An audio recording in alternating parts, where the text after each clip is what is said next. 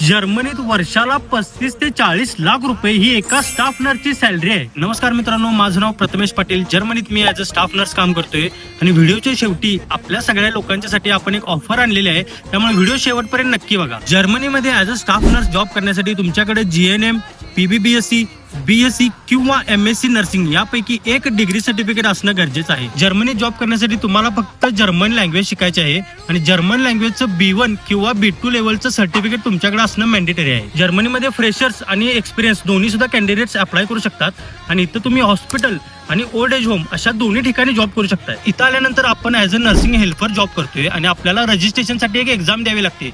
तर आता ही एक्झाम कोणती आहे, त्यासाठी काय करावं लागतं आणि ओल्ड एज होम आणि हॉस्पिटल यामध्ये काय फरक आहे, अशा भरपूर सगळ्या डाऊटसाठी आपण तुम्हाला देणार आहे 1 to 1 कॉल फ्रीमध्ये. आणि या 1 to 1 फ्री कॉलसाठी तुम्हाला फक्त आपल्या अकाउंटला फॉलो करायचा आहे आणि हा व्हिडिओ तुमच्या स्टोरीला शेअर करायचा आहे, जेणेकरून सगळ्या नर्सेस